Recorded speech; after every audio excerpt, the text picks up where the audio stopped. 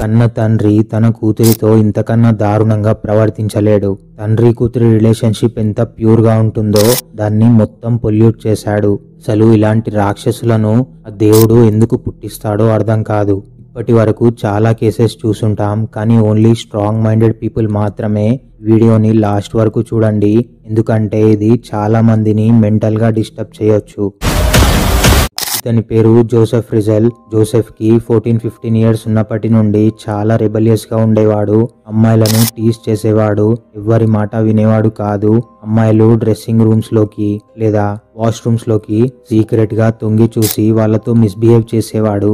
కానీ చదువులో చాలా షార్ప్ గా ఉండేవాడు. ఇలాంటి జోసెఫ్ పెరిగి పెద్దయిన తర్వాత ఒక రోజు ఒక కాఫీ షాప్ లో రోజ్మెరీని కలుస్తాడు.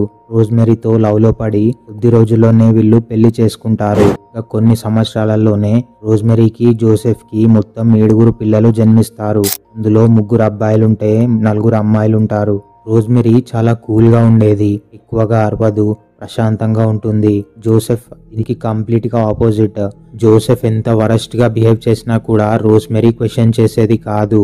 అలా ఇయర్స్ పాస్ అయ్యే కొద్దీ జోసెఫ్ రోజ్మెరీ ఇంకా పిల్లల పైన చాలా చిరాకుగా బిహేవ్ చేస్తూ ఉండేవాడు. జోసెఫ్ ఒక ఇంజనీర్ అండ్ ఆ టైంలోనే అతనికి 2 ఫ్యాక్టరీస్ ఉండేవి. దానితో పాటు రియల్ ఎస్టేట్ పనులు కూడా చేసేవాడు. ఇదంతా అయిన తర్వాత జోసెఫ్ ని ఎవరు ఇష్టపడరు అనుకుంటాం, కానీ చుట్టుపక్కల నేబర్హుడ్ లో జోసెఫ్ కి మంచి పేరుండేది. వీళ్ళ ఫ్యామిలీ చాలా హ్యాపీగా ఉంది అని అందరూ అనుకునేవారు. కానీ లోపల నిజం బయటి వాళ్లకు తెలియదు కదా. జోసెఫ్ కి ఇంజనీరింగ్ వర్క్ తో పాటు రియల్ ఎస్టేట్ లో కూడా బాగా ఎక్స్పీరియన్స్ ఉండడం వల్ల ఒక పెద్ద హోటల్ ని తీసుకుంటాడు. ఇక ఈ హోటల్ ని ఫ్యాక్టరీకి దగ్గరగా తీసుకొని వీళ్లకు ఒక ఇల్లు లాగా మోడిఫై చేసుకుంటాడు. ఎవరైనా ఇంత పెద్ద ఇల్లు ఎందుకు అని అడిగితే ఫ్యామిలీలో మొత్తం 9 మంది ఉన్నాం కదా, అందరికి సరిపోయే విధంగా ఇంత పెద్దది కొన్నాను అని చెప్పేవాడు. జోసెఫ్ ఇల్లు కొన్న తర్వాత తనే ఓన్ గా ఇంటి కింద ఒక బేస్మెంట్ ని నిర్మించుకుంటాడు. ఇది కట్టే టైంలో అక్కడికి ఎవరిని రానిచ్చేవాడు కాదు. By mistake rosemary basement door దగ్గరికి వచ్చినా కూడా చాలా కోపం చూపించేవాడు. ఇంకెవరైనా వస్తే వాళ్ళను కొట్టేవాడు. ఆ టైంలో పిల్లలు చాలా చిన్నగా ఉన్నారు కాబట్టి వాళ్లకు ఈ బేస్మెంట్ గురించి అంతగా నాలెడ్జ్ లేదు. ఇక జోసెఫ్ కి మొత్తం 7 పిల్లలు అని చెప్పాను కదా, అందులో ఒక అమ్మాయి పేరు ఎలిజబెత్ ఫ్రిజల్. తిను వీళ్ళకి 4వ పాప. ఎలిజబెత్ 6th April 1966 లో పుట్టింది. ఎలిజబెత్ చాలా బ్రైట్ గా ఉండేది, చదువులో చాలా షార్ప్ గా ఉండేది, స్కూల్లో అందరితో చాలా బాగా మాట్లాడేది. ఇక తనకు 15 ఇయర్స్ వచ్చినప్పుడు చదువుకోవడం ఆపేసి వెయిట్రెస్ కోర్స్ లో జాయిన్ అవుతుంది. తనే సొంతంగా వర్క్ చేసి డబ్బులు సంపాదించాలి అనుకుంటుంది. దీనికి మెయిన్ రీజన్ తను ఇంట్లో నుండి వెళ్లిపోయి సపరేట్ గా బతకాలి అనుకుంటుంది. ఇక ఫ్యామిలీలో మొత్తం 7 ఉండడం వల్ల రోజ్మెరీకి ఇంట్లో పనులన్నీ చేయడం చాలా కష్టంగా ఉండేది. ఎలిజబెత్ ఎప్పుడు అమ్మకి పనుల్లో సహాయం చేసేది. అందువల్ల ఎలిజబెత్ అంటే రోజ్మెరీకి చాలా ఇష్టం. రోజ్మెరీకి కాదు, ఫ్యామిలీ అందరికీ ఎలిజబెత్ అంటే చాలా ఇష్టం, ముఖ్యంగా జోసెఫ్ కి. పిల్లలందరిలో ఎలిజబెత్ అంటే జోసెఫ్ కి చాలా ఇష్టం. ఇష్టం అంటే అదేదో నార్మల్ ఇష్టం కాదు. తన పిల్లలందరిలో జోసెఫ్ కి ఎలిజబెత్ మాత్రమే ఇష్టం. తను రూమ్ లో ఉన్నప్పుడు జోసెఫ్ ఊరికి ఆట పట్టించేవాడు, జోక్ చేసేవాడు. ఎక్కడికైనా ట్రిప్స్ కి వెళ్తే తనని వెంటే తీసుకెళ్లేవాడు. పిల్లలందరిలో కాస్ట్లీ గిఫ్ట్లు ఎలిజబెత్ కే ఇప్పించేవాడు. ఇలా ఎలిజబెత్ తో క్లోజ్ గా ఉండడం, తన రూమ్ లో పడుకోవడం జోసెఫ్ కి ఎలిజబెత్ 10-12 ఇయర్స్ ఉన్నప్పటి నుండి అలవాటైంది. ఇలా ఫాదర్ ఎప్పుడు తనతో ఉండడం వల్ల ఫ్యామిలీ అందరితో ఎలిజబెత్ కి దూరం పెరుగుతుంది. కొన్నిసార్లు ఎలిజబెత్ ఫ్రెండ్స్ ఎవరైనా తనని కలవడానికి వస్తే ఎలిజబెత్ కంటే ముందే జోసెఫ్ వెళ్లి డోర్ ఓపెన్ చేసి వాళ్ళను కోపంగా తిట్టి పంపించేసేవాడు. ఇలా ప్రేమ అని ఒకటి అడ్డు పెట్టుకుని ఎలిజబెత్ కి ఇంట్లో ఫ్రీడమ్ లేకుండా చేశాడు. రోజు రోజుకి ఎలిజబెత్ పైన జోసెఫ్ కి ఒక అబ్సెషన్ పెరుగుతూ వచ్చింది. ఇక సడన్ గా 1983లో ఒక రోజు ఎలిజబెత్ ఇంటి నుండి పారిపోతుంది.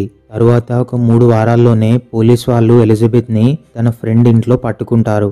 జోసెఫ్ కి తను పారిపోయిన టైంలో చాలా టెన్షన్ గా ఉండేది. ఇలా అంటే తను ఏదైనా సీక్రెట్ ని పోలీస్ వాళ్ళతో చెప్పేస్తుందేమో అని. ఇక ఎలిజబెత్ ని పోలీస్ వాళ్ళు పట్టుకొని తిరిగి ఇంటికి తీసుకొచ్చిన తర్వాత వాళ్ళ మదర్ ఎలిజబెత్ పైన చాలా కోప్పడుతుంది. మళ్ళీ తిరిగి వెయిట్రెస్ కోర్స్ లో జాయిన్ చేస్తుంది. అది 28 ఆగస్ట్ 1984. అప్పటికే ఎలిజబెత్ కి 18 ఇయర్స్ వచ్చేసాయి. ఒకరోజు ఇంట్లో అందరూ ఉన్నప్పుడు జోసెఫ్ ఎలిజబెత్ ని పిలిచి కింద బేస్మెంట్ లో నాకు కొంచెం పని ఉంది, నాకు నీ హెల్ప్ కావాలి అని అడుగుతాడు. ఇంట్లో మగపిల్లలు ఉన్నా కూడా ఓన్లీ ఎలిజబెత్ ని మాత్రమే హెల్ప్ అడుగుతాడు. ఎలిజబెత్ కి అసలు బేస్మెంట్ ఎలా ఉంది అనే విషయం అస్సలు తెలియదు. తండ్రి పిలిచాడు అనగానే తన వెంటే హెల్ప్ చేయడానికి వెళ్ళిపోతుంది. అయితే ఎలిజబెత్ కి తెలియని విషయం ఏంటంటే ఈ బేస్మెంట్ ని జోసెఫ్ ఒక ప్రిజన్ ఛాంబర్ లాగా దాదాపు 18 ఇయర్స్ నుండి నిర్మిస్తున్నాడని. అంటే ఒక జైల్నే ఇంటి కింద నిర్మించాడు. జోసెఫ్ ఆ ఛాంబర్ లోకి వెళ్లే ముందు ఎలిజబెత్ ని డోర్ ఓపెన్ చేసి పట్టుకోమంటాడు. ఎలిజబెత్ డోర్ ఓపెన్ చేసి పట్టుకున్నప్పుడు జోసెఫ్ ఒక కర్చీఫ్ లో మత్తుమందు తీసుకొని వచ్చి ఎలిజబెత్ ఫేస్ పైన పెడతాడు. అలా పెట్టగానే ఎలిజబెత్ కళ్ళు తిరిగి పడిపోతుంది. ఇక తనని అలాగే పట్టుకొని ఆ ఛాంబర్ లోని ఒక రూమ్ లో బెడ్ పైన పడేసి వెళ్ళిపోతాడు. కాసేపటి తరువాత ఎలిజబెత్ కళ్ళు తెరిచి చూస్తే ఆ ఛాంబర్ లో ఒక్క లైట్ మాత్రమే ఉంటుంది. తనని కట్టేసి బెడ్ పైన పడేశాడు అని తెలుస్తుంది. ఇక 2 రోజులు అలాగే ఆ ఛాంబర్ లో ఒంటరిగా పడి ఉంటుంది. 2 రోజుల తర్వాత జోసెఫ్ ఎలిజబెత్ కోసం ఫుడ్ తీసుకొని బేస్మెంట్ కి వస్తాడు. ఇక జోసెఫ్ వచ్చి ఆ రూమ్ డోర్ ఓపెన్ చేయగానే ఎలిజబెత్ తనని పుష్ చేసి పారిపోవాలని ట్రై చేస్తుంది. అని తను చిన్న అమ్మాయి, ఏమో పెద్దవాడు. తను ఫిజికల్ గా స్ట్రాంగ్ గా ఉంటాడు. ఇక మళ్ళీ ఎలిజబెత్ ని పట్టుకొని బెడ్ పైన పడేస్తాడు. ఈసారి తను పారిపోవడానికి ట్రై చేయకుండా తన చేతులకు సంకెళ్ళు వేసి ఒక చైన్ తో ఆ సంకెళ్లను బెడ్ కి కట్టేస్తాడు. ఇలా కట్టేయడం వల్ల ఎలిజబెత్ కి చాలా నొప్పిగా ఉంటుంది పాపం. ఇలాంటి టైంలో జోసెఫ్ తనతో ఒక లెటర్ రాయిస్తాడు. ఆ లెటర్ లో ఏం రాపిస్తాడంటే, నేనే స్వయంగా ఇంటి నుండి పారిపోయాను, నాకు ఇంట్లో ఉండడం ఇష్టం లేదని, నేను ఒక ఫ్రెండ్ దగ్గరికి పారిపోయి అతనితో కలిసి ఉంటాను, ప్లీజ్ నా పేరెంట్స్ నన్ను వెతకొద్దు అని లెటర్లో రాయమంటాడు. అంతేకాదు ఎలిజబెత్ తో ఇంకో అగ్రిమెంట్ కూడా చేపించుకుంటాడు. అదేంటంటే, నువ్వు మళ్ళీ ఎప్పుడైనా ఇక్కడ నుండి పారిపోవాలని ట్రై చేస్తే నిన్ను చంపేస్తా అంటాడు. ఛాంబర్ లో సన్లైట్ ఉండదు, ఫ్రెష్ గాలి ఉండదు. అలాంటి సిచ్యువేషన్ లో ఎలిజబెత్ ని చూసి కూడా జోసెఫ్ కి కొంచెం కూడా జాలి కలగదు. అయితే ఎలిజబెత్ జాబ్ చేయడానికి వెళ్ళట్లేదు, ఇంటికి కూడా రావట్లేదు. ఇక్కడికి వెళ్ళుంటుంది అని రోజ్మెరీకి చాలా అనుమానం వచ్చి మిస్సింగ్ కంప్లైంట్ ఇద్దామని అనుకుంటుంది. కానీ జోసెఫ్ దీనికి అసలు ఒప్పుకోడు. ఎలాగోలా రోజ్మెరీ మాత్రం వెళ్ళి కంప్లైంట్ ఇచ్చేస్తుంది. ఇక పోలీస్ వాళ్ళు తన కోసం వెతకడం స్టార్ట్ చేస్తే ఒక చిన్న క్లూ కూడా దొరకదు. అయినా పోలీస్ వాళ్ళు వెతుకుతూనే ఉంటారు. కొద్ది రోజుల తర్వాత జోసెఫ్ తనే స్వయంగా పోలీస్ స్టేషన్ కు వెళ్లి ఎలిజబెత్ రాసిన లెటర్ చూపిస్తాడు. ఈ లెటర్ ఇచ్చి ఎలిజబెత్ ఒక కల్ట్ జాయిన్ అవ్వడానికి వెళ్ళింది, తనే స్వయంగా పారిపోయింది అని లెటర్ లో ఉంది అని పోలీస్ వాళ్ళతో చెప్తాడు. అయితే కల్ట్ అంటే ఒక గ్రూప్ లాగా. అప్పట్లో ఆ కంట్రీలో ఇలా యూత్ పారిపోయి కల్ట్ లో జాయిన్ అవ్వడం అనేది చాలా కామన్. అందుకే పోలీస్ వాళ్ళు కూడా తను నిజంగానే కల్ట్ జాయిన్ అయిందని ఆ లెటర్ ని నమ్ముతారు.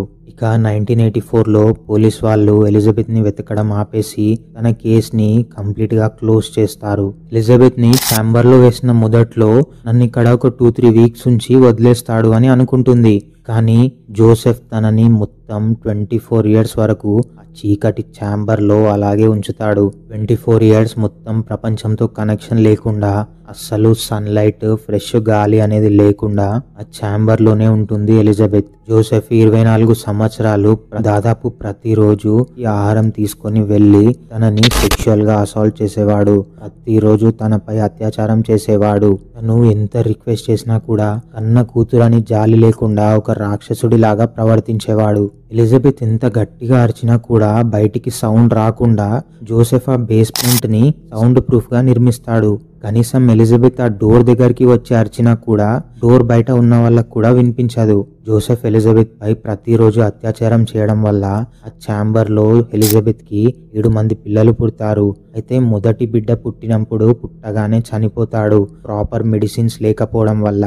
నెక్స్ట్ 3 పిల్లలు, లీసా, మోనికా ఇంకా అలెగ్జాండర్ ని జోసెఫ్ పైకి తీసుకొని వెళ్లి పెంచుతాడు. రోజ్మెరీ పిల్లలు ఎవరు, ఎక్కడి నుండి తెచ్చావని అడిగితే వీళ్ళని అనాథ శరణాలయం నుండి తీసుకొచ్చాను. వీళ్ళపై జాలి కలిగి నేను కూడా చిన్నప్పుడు ఆర్ఫనేజ్ లో ఉన్నాను కదా, అందుకే వీళ్ళని పెంచుదామని తీసుకొచ్చానని చెప్తాడు. జోసెఫ్ మాటలు రోజ్మెరీ నమ్మేస్తుంది. జోసెఫ్ పబ్లిక్ లో ఒక మంచి మనిషిలాగా ప్రొజెక్ట్ చేసుకునేవాడు, కానీ లోపల ఇంత పెద్ద మాన్స్టర్ అనే విషయం ఎవరికీ తెలియదు. సొంత కూతురితో అస్సలు ప్రెగ్నెన్సీ టైంలో మెడికేషన్ లేకుండా పిల్లలని కంటున్నాడు అనే విషయం ఎవ్వరికీ తెలియదు. ఎలిజబెత్ కి 4th చైల్డ్ పుట్టినప్పుడు జోసెఫ్ రోజు ఫుడ్ తీసుకురాలేను అంటాడు. అందుకే ఎలిజబెత్ ఇంకా మిగిలిన పిల్లలతో వాళ్ళ చేతులతో స్వయంగా ఇంకో రూమ్ ని తవ్వుకోమని చెప్తాడు. అలా తవ్విన రూమ్ లో వాళ్లకు సరిపడే ఆహారం పెట్టి వెళ్తా అని చెప్తాడు. ఎలిజబెత్ ప్రతిరోజు జోసెఫ్ ని చాలా రిక్వెస్ట్ చేసేది, కనీసం నా పిల్లలనైనా పైకి తీసుకువెళ్ళు, వాళ్ళు బయటి ప్రపంచాన్ని చూడాలి, వాళ్ళ పైన సన్లైట్ పడాలి అని రోజు రిక్వెస్ట్ చేసేది. బేస్మెంట్ నుండి బయటికి తీసుకెళ్లడానికి అస్సలు ఒప్పుకునేవాడు కాదు జోసెఫ్, కానీ అక్కడే ఒక టీవీ ఇంకా రేడియోని ఇస్తాడు.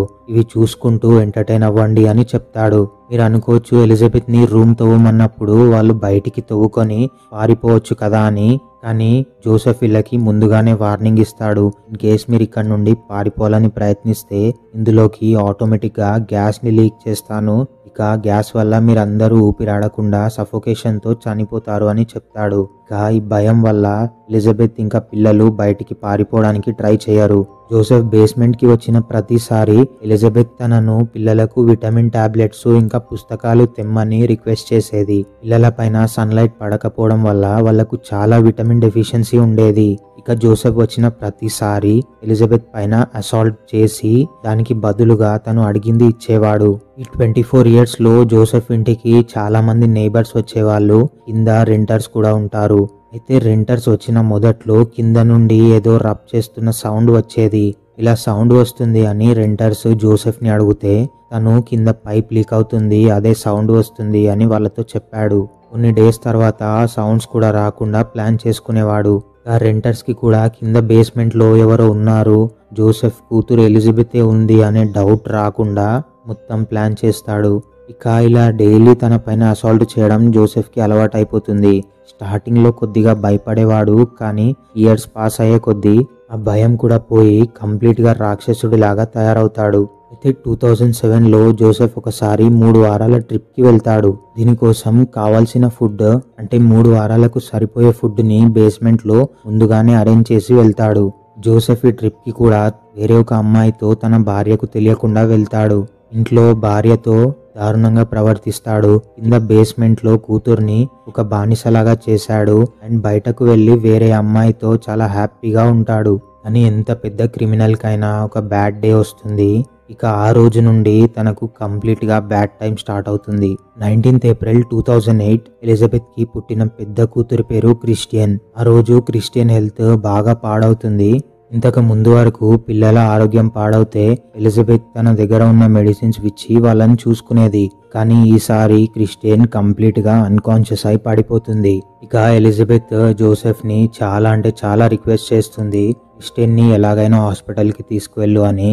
ఇక ఆ రోజు ఏమవుతుందో తెలియదు కానీ జోసెఫ్ తనని హాస్పిటల్ కి తీసుకువెళ్ళడానికి ఒప్పుకుంటాడు. ఇక ఎలిజబెత్ క్రిస్టియన్ ని ఎత్తుకొని డోర్ దగ్గరికి వెళ్తుంటే జోసెఫ్ తనను ఆపేసి, నువ్వు రానక్కర్లేదు, క్రిస్టియన్ ని నేనే హాస్పిటల్ కి తీసుకువెళ్తా అని అంబులెన్స్ కి కాల్ చేసి హాస్పిటల్ కి తీసుకొని వెళ్తాడు.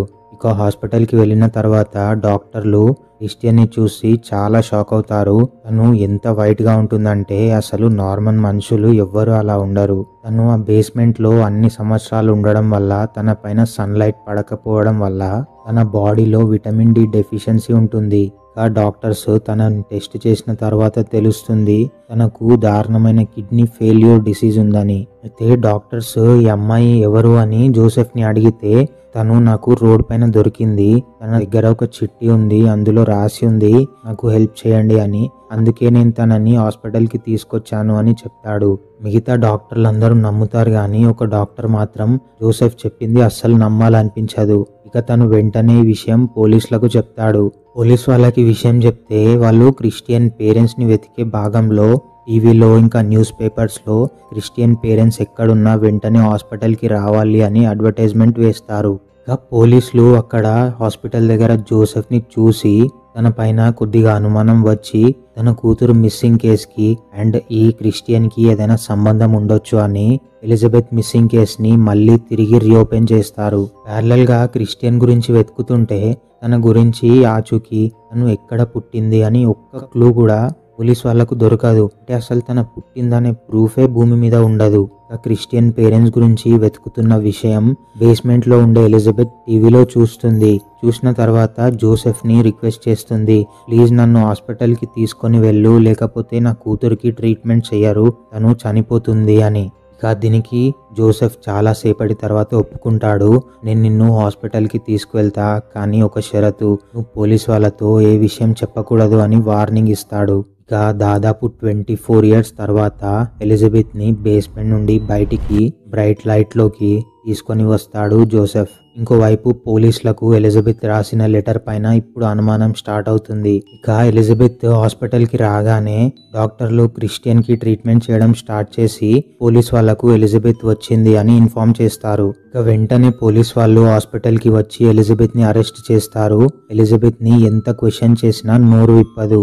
డాక్టర్స్ కూడా ఎలిజబెత్ ఇంకా పిల్లల కండిషన్ చూసి, వాళ్ళ స్కిన్ వైట్ గా ఉండడం, వాళ్ళు చాలా వీక్ గా ఉండడం చూసి వాళ్ళ మీద ఎక్కువ ప్రెషర్ పెట్టొద్దు అని పోలీస్ వాళ్ళను రిక్వెస్ట్ చేస్తారు. ఇక చాలా సేపటి ఇన్వెస్టిగేషన్ తర్వాత ఎలిజబెత్ నోరు విప్పి పోలీస్ వాళ్ళను అడుగుతుంది, నేను మొత్తం నిజం చెప్తాను, కానీ ఒక కండిషన్, నన్ను మళ్ళీ ఆ జోసెఫ్ దగ్గరికి పంపించొద్దు అని అడుగుతుంది. ఇక పోలీస్ వాళ్ళు ఈ షరతుకి ఒప్పుకుంటారు. నువ్వు అస్సలు భయపడనక్కర్లేదు, నిన్ను ఇంకోసారి జోసెఫ్ దగ్గరికి పంపించము, నువ్వు నిజం చెప్పు అని అడుగుతారు. నెక్స్ట్ 2 గంటల్లో ఎలిజబెత్ తన 24 సంవత్సరాల కథ మొత్తం చెప్పేస్తుంది. తనకు 11 సంవత్సరాలు ఉన్నప్పటి నుండి జోసెఫ్ తన పైన సెక్షువల్ గా అసాల్ట్ చేసేవాడు అనే విషయం చెప్పేస్తుంది.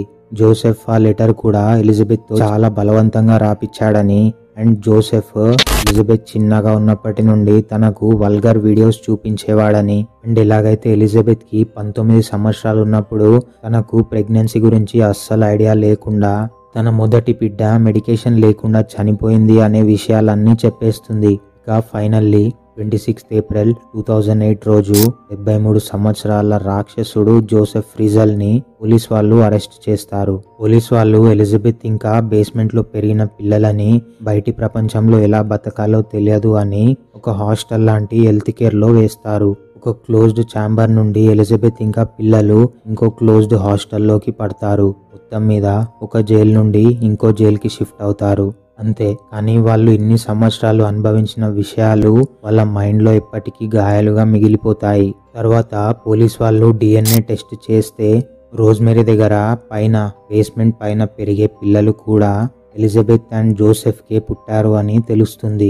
ఇంత చేసిన జోసెఫ్ ఫేస్ లో మాత్రం కొంచెం కూడా తప్పు చేశాను అనే ఫీలింగ్ కనిపించదు. ఈ వీడియో చాలా మందికి రీచ్ అవ్వాలి, ఎందుకంటే ఇలాంటి రాక్షసులు మన సొసైటీలో ఉంటారు అనే విషయం అమాయకులకు తెలిస్తే వీలైనంత జాగ్రత్త పడతారు. అలా రీచ్ అవ్వాలంటే నా చేతిలో ఏమి ఉండదు, మీరు లైక్ చేయడం వల్లే సాధ్యపడుతుంది. ఇక ఫైనల్లీ ఏ పని చేసినా జాగ్రత్తగా చేయండి.